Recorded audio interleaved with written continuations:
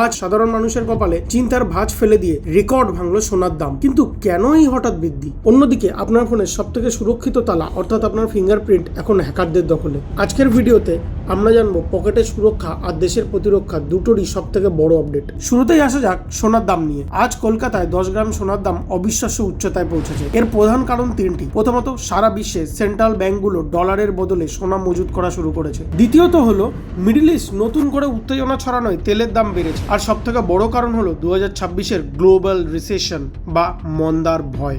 যখনই দুনিয়ার অস্থিরতা বাড়ে, বিনিয়োগকারীরা সোনাকে সব থেকে নিরাপদ মনে করে, তাই দাম কমার বদলে আরও বাড়ার ইঙ্গিত দিচ্ছে বিশেষজ্ঞরা। কিন্তু সোনা জমানোর আগে নিজের ডেটা জমানোর দিকে খেয়াল দিন।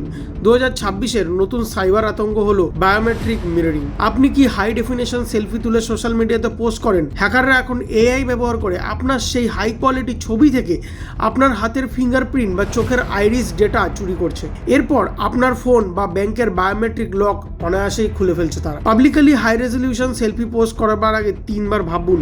তবে ইন্ডিয়ান ডিফেন্স নিয়ে আসছে একটা গুড নিউজ। ভারতীয় সেনা আজ অগ্নি 5 MIRV টেকনোলজির নতুন ট্রায়াল শুরু করলো। এর অর্থ হলো একটি মাত্র মিসাইল আকাশ থেকে 5টি আলাদা আলাদা টার্গেটে আঘাত হানতে পারবে। এটি ভারতের জন্য একটি গেম চেঞ্জার, কারণ এখন একটি মিসাইল দিয়ে শত্রু দেশের একাধিক এয়ারবেস বা কমান্ড সেন্টার ধ্বংস করা সম্ভব হবে। সোনার দাম বাড়লে কি আপনার বিয়ের সিজনের বাজেটে ওলটপালট হয়ে যাচ্ছে? আর আপনি কি এখনও বায়োমেট্রিক লকের উপরেই 100% ভরসা করেন? কমেন্টে আপনার মতামত জানান, সেখানেই কথা হবে।